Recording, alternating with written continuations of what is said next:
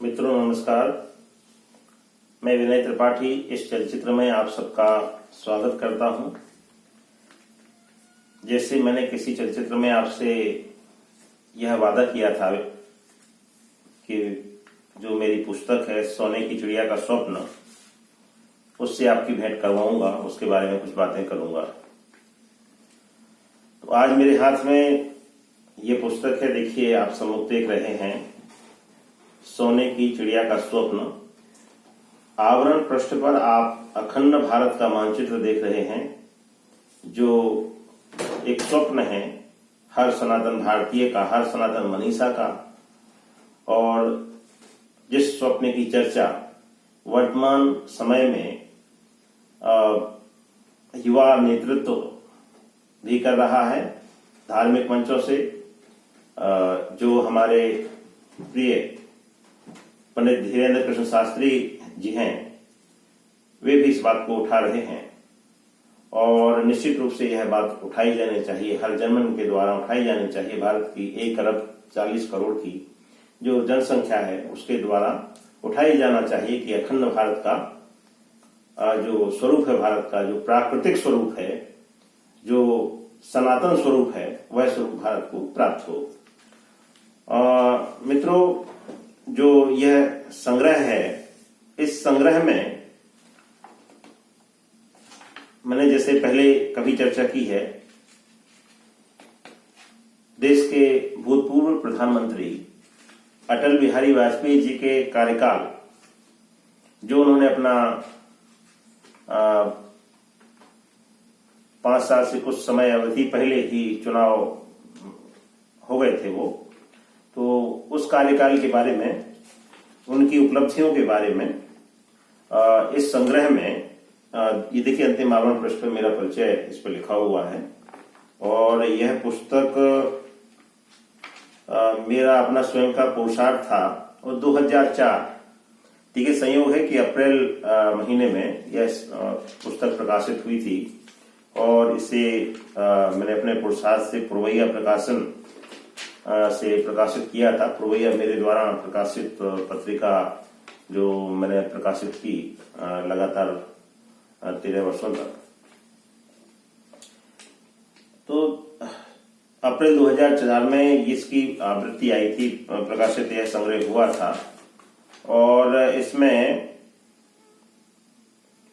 जो आलेख सम्मिलित किए गए, वे आलेख उस समय देश के तमाम समाचार पत्रों में संपादकीय पृष्ठ पर छपे थे। और मित्रों, एक मजे की बात है, और यद्यपि ऐसा होना नहीं चाहिए, लेकिन ऐसा भी हुआ था कि कुछ समाचार पत्रों ने अपने संपादकीय के रूप में मेरा नाम विलोपित करके भी छापा था। वही लेख दूसरे समाचार पत्रों में संपादकीय पृष्ठ पर जो विचार लेख आते हैं उनमें छपा था, और वही जो स्थानीय स्तर पर निकलने वाले समाचार पत्र होते हैं, यद्यपि वो काफी महत्वपूर्ण रहते हैं। तो ऐसा हो जाया करता है, लेकिन यह तथ्य था, जिस तथ्य की मुझे स्मरण आ गया तथ्य का, तो मैंने प्रसंगवश उसको आप लोगों के साथ साझा कर दिया। इस संग्रह में जो आलेख सम्मिलित हैं उनके शीर्षक मैं आपके साथ साझा कर देता हूं।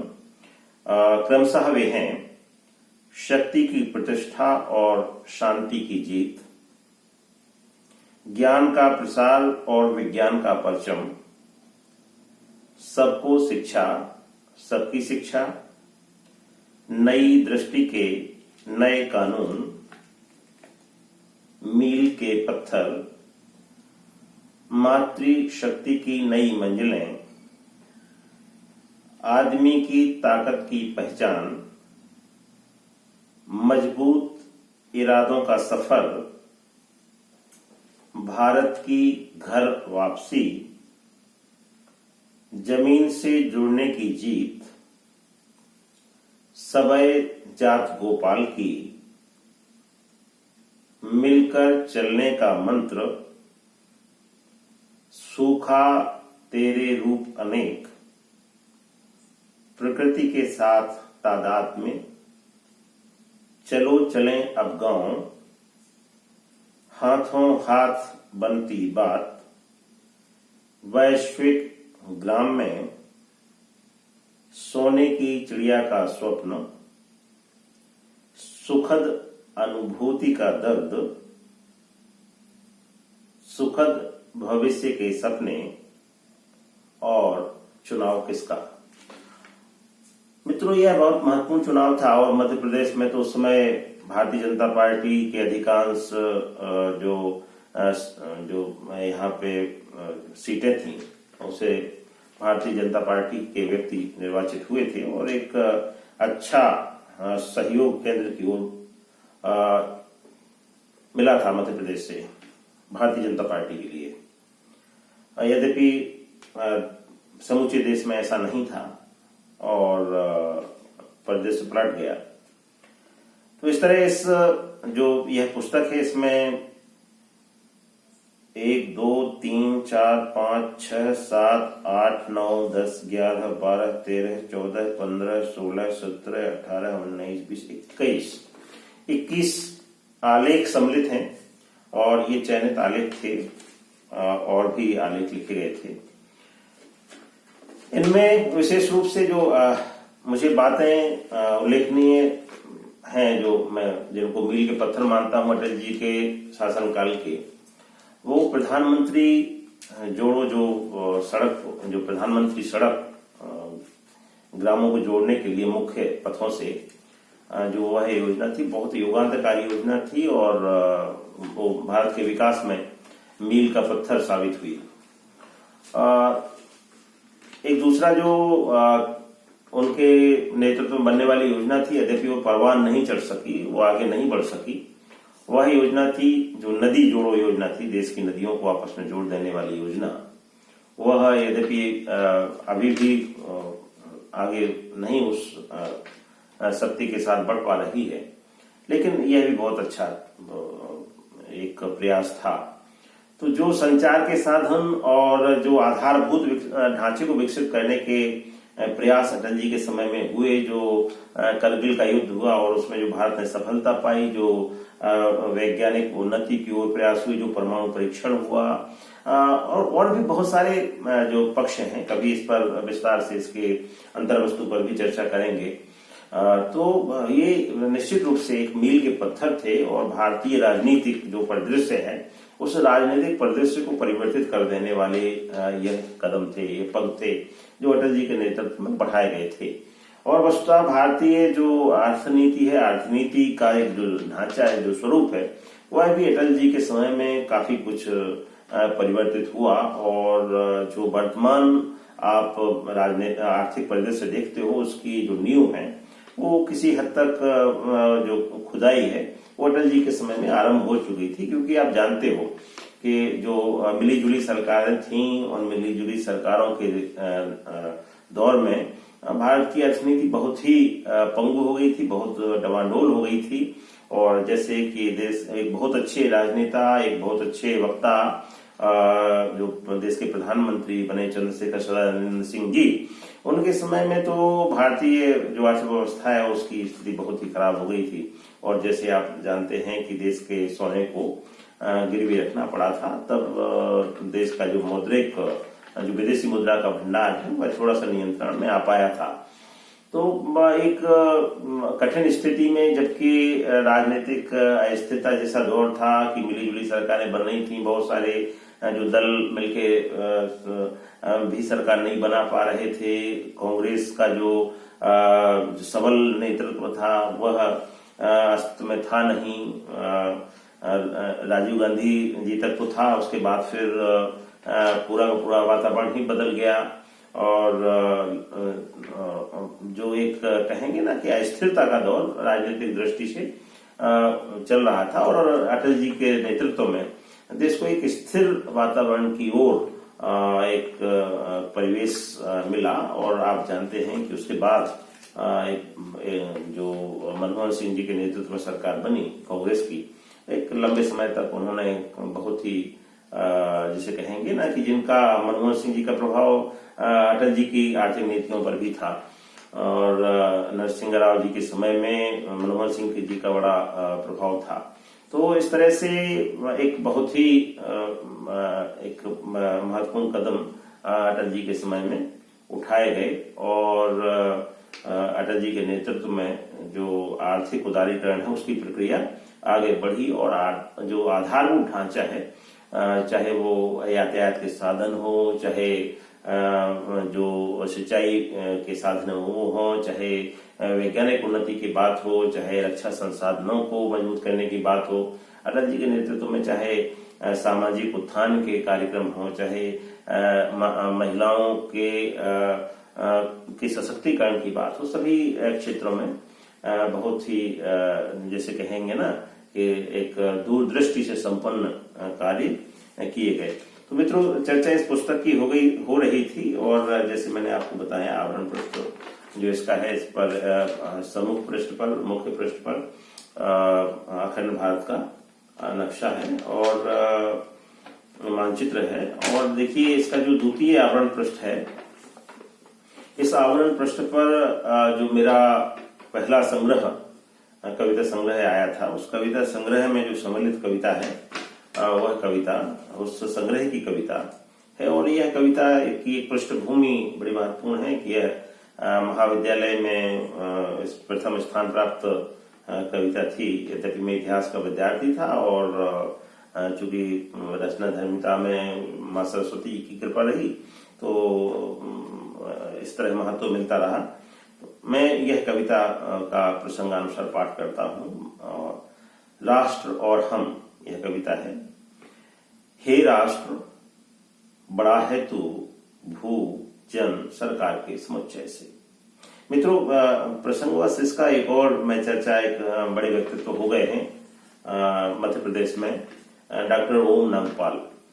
तो डॉक्टर ओम नागपाल का स्मरण इसलिए हो आया क्योंकि इस रचना से कहीं उनका भी संबंध इस रूप में है कि जब जैसे कहते हैं ना कि प्रत्येक जो रचनाकार है जब लिखना शुरू करता है तो उसे लगता है कि मेरी रचना कहीं छपे भी और वो उसका प्रचार प्रसार हो, लोगों के ध्यान में आवे, वो पढ़ी जाए। तो मैं भी इसी तरह से समाचार पत्रों में आज से 30-35 वर्ष हो गए लिखते छपते हुए, तो पहुंच जाया करता था और कार्यालयों में मिलता था। तो उस समय डॉक्टर ओम नागपाल जिनका मध्य प्रदेश की उच्च शिक्षा के क्षेत्र में जब डॉक्टर सुंदरलाल पटवा जी मुख्यमंत्री हुआ करते थे मध्य प्रदेश के, तो उच्च शिक्षा जो के क्षेत्र में डॉक्टर ओम नागपाल का बड़ा महत्वपूर्ण उस समय उनकी भूमिका थी। तो डॉक्टर ओम नागपाल दैनिक भास्कर में उस समय, जो मध्य प्रदेश में दैनिक भास्कर है मुख्य समाचार पत्र मध्य प्रदेश का, अब तो देश का भी मुख्य समाचार पत्र है, उसके कार्यालय में रसरंग जो एक परिशिष्ट निकलता था, और भी भूमिकाएं उनकी रही होंगी, लेकिन वो रसरंग लिखते थे, इतना तो अपने ज्ञान में था। तो जैसे रविवारी पृष्ठ पर बहुत सुंदर तरीके से कविताएं रंगीन रूप में छपा करती थी, तो मैं यह कविता लेकर के डॉक्टर साहब के पास पहुंचा और मेरी कविता ये छपी हुई थी। तो डॉक्टर साहब ने इस कविता में एक थोड़ा सा जो अपना एक शब्द भी उन्होंने जोड़ा था और वो बहुत ही महत्वपूर्ण शब्द था, और उससे इस कविता का एक जो कहेंगे ना कि सर्वधर्म समभाव वाला जो स्वरूप है भारत का, उस स्वरूप के अनुरूप यह कविता और वजनदार हो गई थी। तो सुनिए, इस कविता को सुनिए। हे राष्ट्र, बड़ा है तू भू जन सरकार के समुच्चय से। हे ईश्वर, हे अल्लाह, हे गॉड, नहीं पृथक तेरे अस्तित्व से हमारा अस्तित्व। प्रवाहित रुधिर तेरी ही धमनियों का हमारी धमनियों में। तेरी ही निश्वासें संचरित हैं हमारे फेफड़ों में। आत्मा है तेरी ही आत्मा का एक अंश। यह लुभावनी रूपमयी आकर्षक मिट्टी मिली हमें तुझसे ही। हे राष्ट्र हम तुझसे हैं। तो यह कविता हुई। और इसका जो तीसरा आवरण पृष्ठ है उस पर भी मैंने एक कविता, उसी दौर की कविता जो मेरे प्रथम संग्रह में है, वह कविता इसमें सम्मिलित की। और यह कविता आप लोग सब लोगों को बताना चाहूंगा कि हमारे जो युवा साथी थे उस समय के किशोर अवस्था के पार के महाविद्यालयीन साथी थे, उन सबको यह कविता बहुत भाती थी। कुछ लोगों को तो याद भी यह कविता हो गई थी। तो वह कविता, इसका ये छंदबद्ध कविता है और बहुत विशिष्ट छंद इसका है। तत्सम शब्दावली है, इसलिए कुछ शब्द हो सकता है आप लोगों को समझने में थोड़ा सा कठिनाई हो, समझिएगा। या ना समझ में आए शब्द को देख लीजिएगा। कविता का शीर्षक है उठ तिमिर को भेद। तिमिर यानी अंधकार। इसमें स्वेद शब्द आया, स्वेद यानी पसीना, है ना। तो सुनिए कविता को। उठ तिमिर को भेद, उठ उठ तिमिर को भेद, शक्ति के हे पुंज दुर्गम, खंड को हिम चोटियों को लाह कर। उठ तिमिर को भेद, शक्ति के हे पुंज दुर्गम, खंड को हिम चोटियों को लाह कर। गाड़ दे ध्वज दंड गहरे ज्ञान पहुंचा, दुर्ग जो दुर्भेद्य है अज्ञान का तू छेद। उठ तिमिर को भेद, उठ तिमिर को भेद। मित्रों, यह कविता मैंने क्यों दी? जैसे कहेंगे ना आपकी भाई ये तो आलेख संग्रह है, गद्य की पुस्तक है, और गद्य की पुस्तक में और कविताएं क्यों?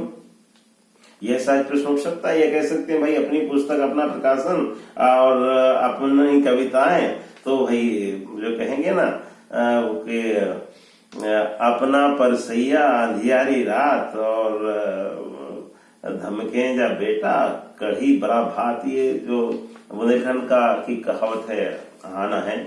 तो मतलब अपना अपना सब हो गया तो कुछ भी दे दिया। मित्रों, ऐसा नहीं है। वस्तुतः पुस्तक एक व्यक्तित्व हुआ करती है, उसका अपना एक व्यक्तित्व होता है। और यह जो दोनों कविताएं मैंने दी वो इस पुस्तक के जो व्यक्तित्व है उसको पूर्ण करती हैं।